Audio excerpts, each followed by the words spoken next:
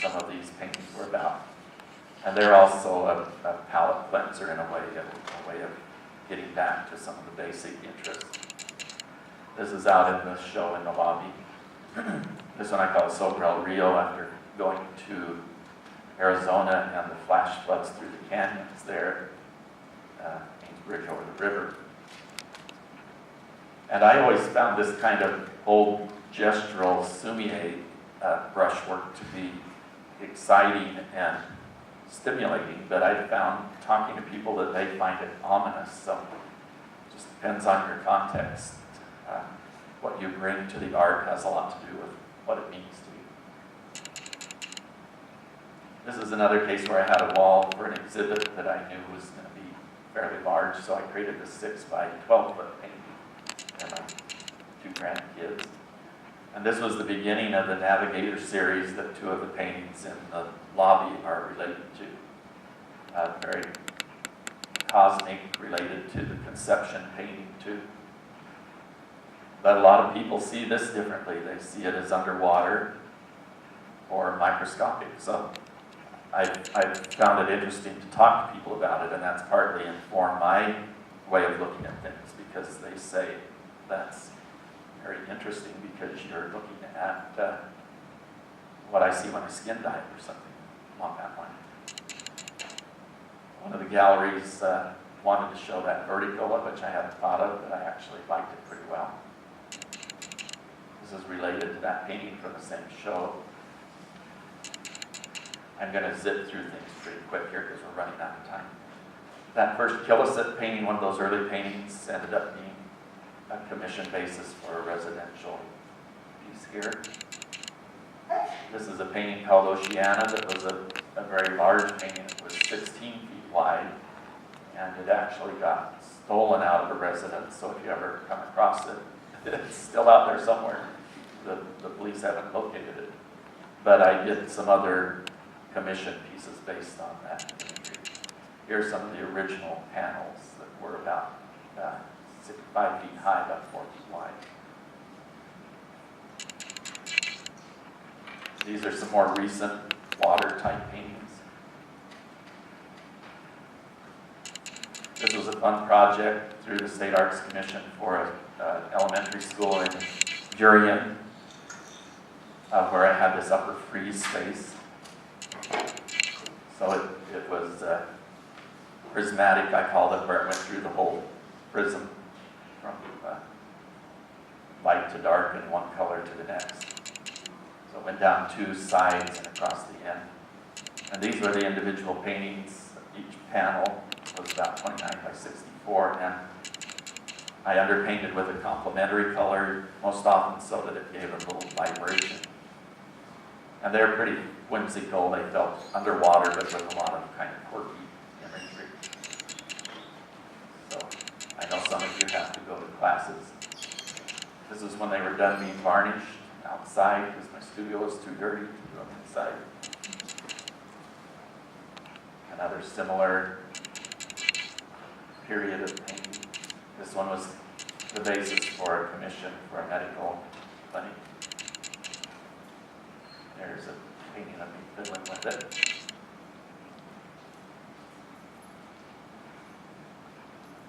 And oftentimes I was doing these very small fluid paintings that referred to water and sea and sky. And sometimes those became the basis for a larger commission like this one.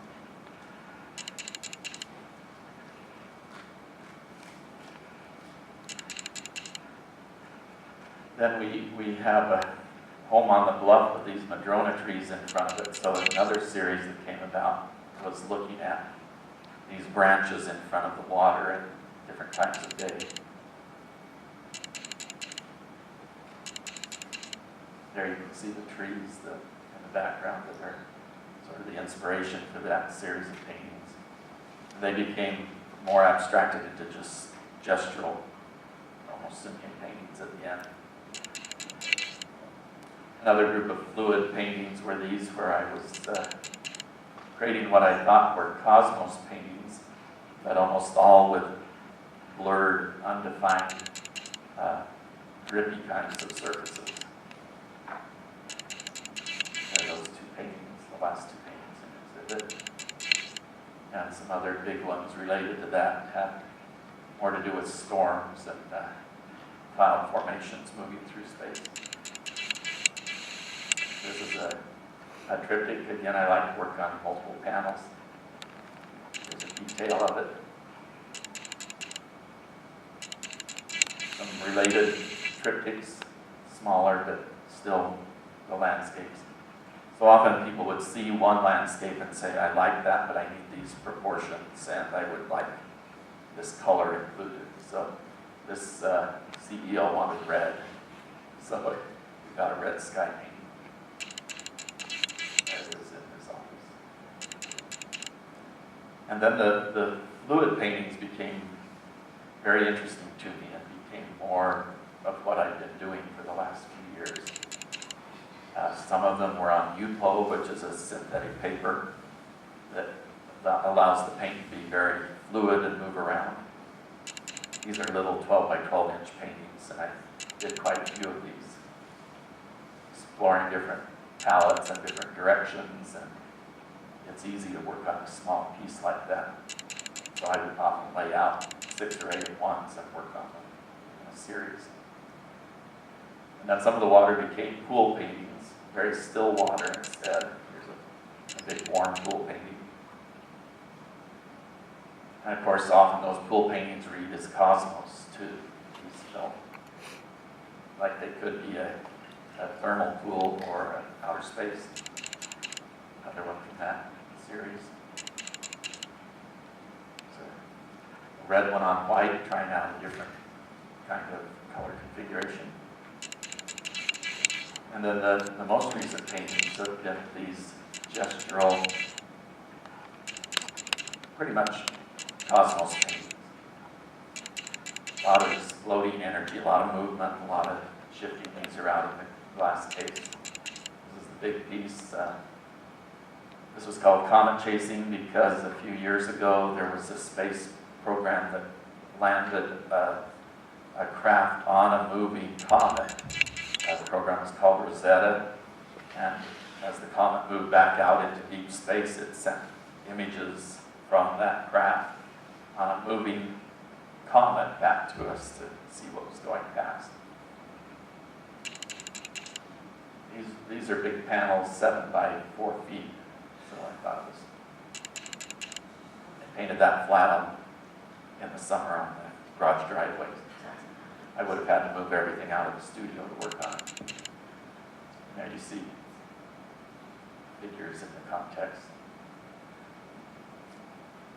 I like working on series, and so often, like I said, I put out 6 or 8 at a time and work on them, just go back and forth and back and forth. And this ended up being 16 pieces that were each 16 by 16. Here's some of the individual little panels. They have a lot of information in them.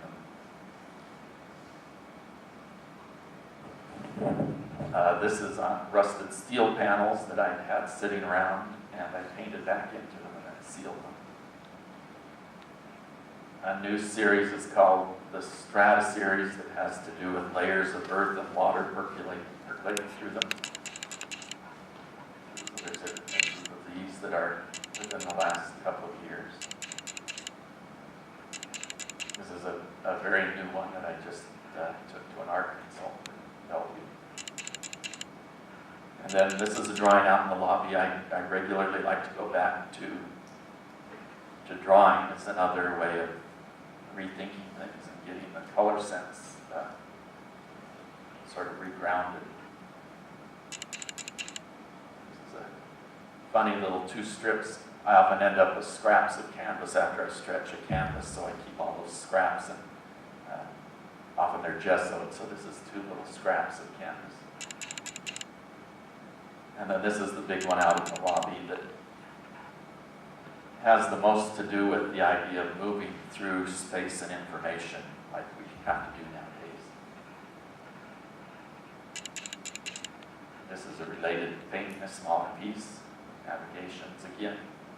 Some of these I call mazes because it felt like you're working your way through a maze. And this is the last painting. This is way back, the same time as that first green painting that I opened with. This was a painting that was later reworked in my studio on Marrowstone. And it ended up being thinking about wars and rumors of wars. It seems like we're never out of the war game. So this one incorporated like a cityscape at the very top, and then some of these cup and vase forms from a ceramicist friend in Herondale that I incorporated into sort of encasing the energy of a vessel. I think that's it.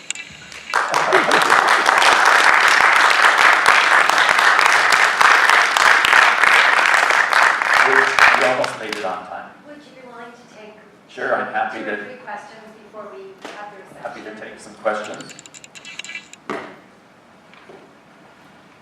have a question or comment? So I noticed earlier you're using oil paint in your process, and then more recently it seems to be acrylic paint only. I like oil paint, and I would still paint with them, but when I started getting commissions for our consultants, they often would wait until 3 weeks before, which meant there wasn't time to create the painting, let it dry, and get shipped.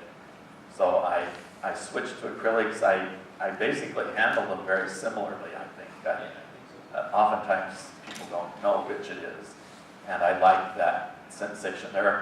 The juiciness of oil is always going to be better, and I keep thinking, I should go back to it, but now I have so many gallons of acrylic that I can't quite picture switching all of that over to oils again. But it was just pragmatics more than anything. Did somebody else have a question? Yes? I just have a question about how many kinds of brushes do you use to get all those different shapes and strokes? I have a range from basically brooms, like this size, to cloth mops that you use just for mopping, all the way down to little brushes, so the whole size. And I often use a big painter's brush, one that's like this big, because it holds a lot of paint. It's similar to an artist brush on a small scale, but I ruin brushes a lot too, so I don't want to pay hundreds of dollars for a beautiful artist brush that's going to get left in the water too long. So. I do have another one right here. Yes. Did you have a question? When you have a commission, how specific are people in telling you what they want and how much you allow them to do? It varies a lot from client to client. Some want something very similar but in a different size. Others say, I just like this feel. You can do whatever you want. So I actually like it. For a commission, I actually like it pinned down pretty specifically, because if you don't get the parameters set up, then they say, oh, I really thought that was going to be lighter. I really thought that was going to be redder. It's like, well, if you told me, it could have been. So I don't mind those constraints. I think it's kind of fun to see how you can work within a box. And I do that in my studio. I didn't mention that, but I often will set up the parameters to begin with. I say, okay, I'm going to work on this size canvas. I'm going to use this basic palette, and I want to refer to a certain kind of gesture. So I'm doing that in a way when I do my own work too. So it's just another way of letting them choose some of the options. In fact, I have a list in my studio of things that, when you get stuck, a list of techniques and strategies. So I may just pick 3 of those, like scumble, blue, and rectangular, and create a painting based on those ideas. I usually have more of a format, but sometimes you just get stuck and want to start something new. Yes. I was really taken with that as well, because at one point you said, that the client wanted more, wanted a larger canvas and a little more of such and such color. And I Yeah. just, because you're such a master and there's so much depth of creativity and inspiration in your work, and to think that you could do that and then at the same time say, okay, I'll put a little more blue in. That was just really quite. Well, some of them are much easier than others. Some commissions I really struggled with and I wished I hadn't agreed to it. But eventually they've all worked out. The client's been happy. And in some ways, I guess it's a little bit like poetry working within a particular form. Exactly, yeah. You have a structure that you're going to work within, and it's actually freeing to have some of those decisions made ahead of time. Yes. The biggest difficulty was the group for the Hyatt Hotel that had those botanical paintings. And she had told me that she wanted them in brown, so I'd done them in dark blue, and she wouldn't go for it. So I had to take all of those back and hand repaint all of those leaves in brown. So that was, it's like, oh, that wasn't worth it at all. But that doesn't happen. I try and get it pinned down pretty close. Any other questions? Thank you so much. Thank you all.